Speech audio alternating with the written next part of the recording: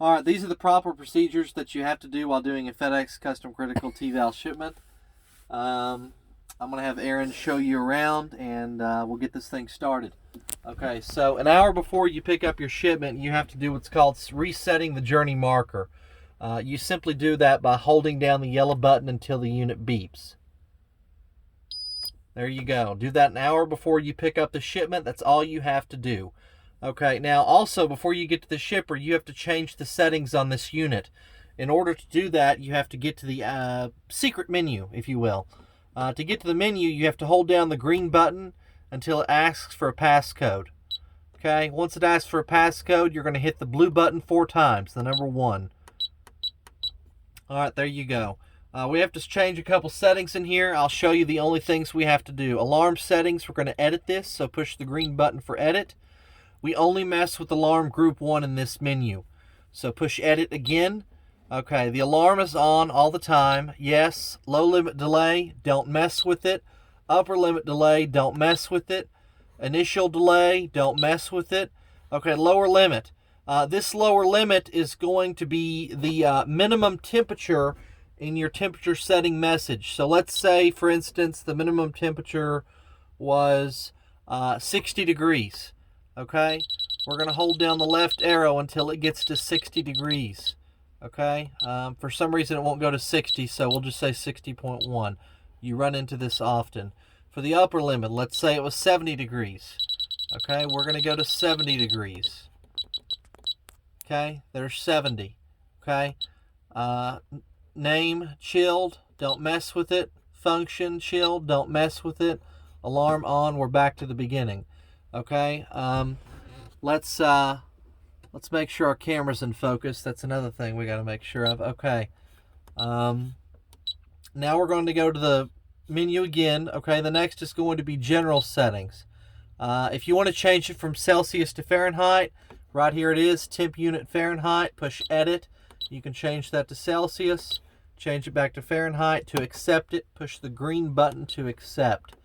Next, we're going to see, this is where we change the pro number. In order to change the pro number, this is the pro number for every shipment. It's different every time. To edit this, you push edit, and you can scroll over. Let's say we wanted to change that 1 to a 5. You would scroll over to that 1, and you would go up 2, 3, 4, 5.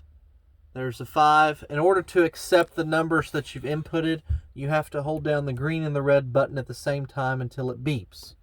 Hold them down. There, you've accepted it. Okay, next, vehicle ID. That doesn't change. Sample rate. This is when a customer wants the temperature recordings done. Usually it's every 15 minutes, which is what it is right here. Sometimes they want it every 30 minutes. So to change this, you would just bump it up until it goes to 30. If it goes to 30, okay, that's where we want it. We want to accept that. Push accept. Next, we're back to temp unit. So those are the only things we have to change when doing a temperature controlled shipment. One more thing I want to show you. Let me get back into the main menu. Okay, we have alarm settings, general settings, and printer settings. Never mess with printer settings. It's already set up the way it should be. Okay, when you get to a customer pickup on a TVAL shipment, you're going to want to print a numerical receipt when you get to the shipper, and you're going to want to print a numerical receipt when you get to the receiver. In order to print a numerical receipt, all you have to do is hit the blue button, and there's several different types of receipts we can print here. You keep hitting the blue button until you get to the receipt you want. So there it is, journey ticket numerical. Just let it go, and it'll print itself. Okay? And when you print this, you're going to want to print 2 copies, one for you and one for the customer. Now that was how we print a journey ticket numerical. Let's say you went into the shipper and they said, hey, right before you leave, we want to get a printout of your current temperatures. In order to get a printout of your current temperatures in your box, all you would have to do is find delivery ticket current values. Okay, that will print a receipt with the current box temperatures.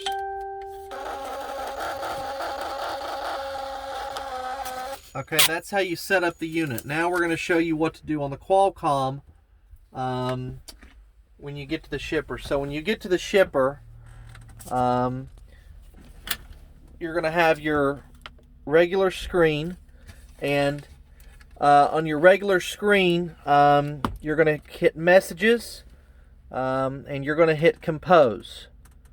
Okay? Now, on this Qualcomm, let me get it to focus here. I'm sorry, this camera is very subpar. You can see it, but when you get to the shipper, you're going to hit Arrive Stop. I'm sorry, I hit the wrong message. You're going to hit Compose. I'm sorry, I'm screwed up here. Alright, you're going to hit Compose. You're going to hit Arrive Stop, and then you're going to send it. And it's going to say, do you want to send this message? You're going to hit Yes. Okay? When you depart the shipper, you are going to hit Depart Temperature Pickup. Okay, right here, it's asking for an inbound trailer number. Because you're in a straight truck, well, let me rephrase that. If you're in a straight truck, the inbound trailer and the outbound trailer number will be your truck number. So in this case, it is C2925. Did you drop the trailer? If you're in a straight truck, the answer is always no, and you have to put a capital N for no. Outbound trailer number would be the same. Now, if you're in a tractor, this number, inbound trailer number and outbound trailer number, that will be your trailer number. Like, for example, FCR106. Proof of freight loaded name, that's going to be the name who signed your paperwork when you did the shipment. You've got your date and your time. Is the freight hazardous? Yes or no. Did the shipper provide a bill of lading? Yes or no. Bill of lading number. Billing terms. Now right here it says P, C, or T. That's prepaid, collector, third party. When you go and pick up the shipment, you ask the shipper what the billing terms are. Most of the time when you ask a shipper, they don't know, so I always put prepaid. But again, that's a conversation you have to have with a shipper. Okay, now the next one is, does the delivery address match your load info? Yes. Number of pieces, the weight. Did you view the loading of the freight? Yes. Is the freight secured? Yes or no. And right here it's going to ask how. So typically we secure our freight with what? 2 or 3 load bars, 2 or 3 straps. So if it's 2 load bars, 2 straps, you just hit it, wait for it to turn yellow, and you would do 2, capital L, capital B for load bars, and then for straps, you hit 2, and then capital S. So 2 load bars, 2 straps. Okay? If there's a seal number, put the seal number there. Do you have a co-driver? Yes or no. Do you have a passenger? Yes or no. Did you send your door open and your door closed macros? Now that's something I'm getting ready to show you. What is the set point on the shipper's paperwork? So usually if you have a range of 60 to 70 degrees, your set point would be 65 degrees. Minimum temperature, maximum temperature. Again, all this information is in the temperature setting message. What is the temperature scale? Celsius or Fahrenheit? Does the shipper's paperwork contain any special instructions? And then you have just typical questions right here. Now right here it's asking you for the probe temps. So when you're either doing a departure call or a Qualcomm message, either the dispatcher or this message right here is going to ask you for your probe temps. So to get the exact probe temps, you're going to go up here, you're going to print a current values ticket. That will get your probe temps at this exact moment. And it's going to print off a receipt. And once this receipt prints off, down here, the camera's not focusing, of course. I'm trying to get it to work. Please pardon me. Okay. Okay, right here. T1, T2, T3, and T4. T1, and right here, front left, front right, rear left, and rear right. So T1 is front left, T2 is front right, T3 is rear left, and T4 is rear right. These are the temperatures of everything. So in this message, you're going to do front left, FL, and then you're going to put space.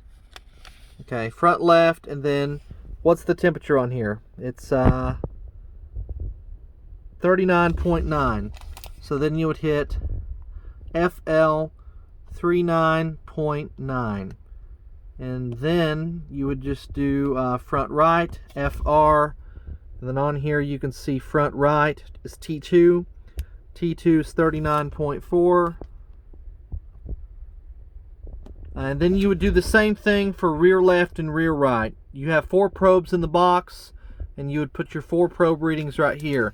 Now, if you were on the phone with the dispatcher, you would give them these temperatures.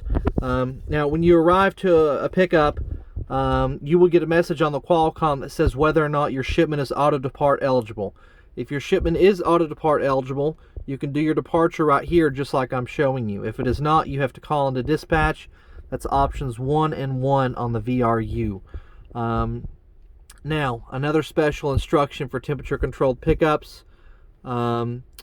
If when you get to your pickup or delivery, when the shipper opens the doors of your trailer or box, you have to send this message: door open and door closed. So when they open the door, you send a message that says door open.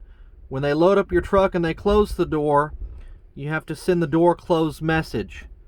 That's really all there is for this. So when you get to your delivery and you get your freight offloaded, of course you have to do your door open and door closed messages whenever the doors open and close. But when you get to your delivery and you get everything done, it's basically the same process: trailer number or truck number, trailer number or truck number, proof of delivery name, delivery date, and delivery time. And after you do this, you transflow your paperwork into FedEx. Now, Aaron, what's the process for that? I have a document. Okay, we'll send you the document. And other than that, that's basically it. If you have any questions, please call us. We'll be happy to help. Thank you.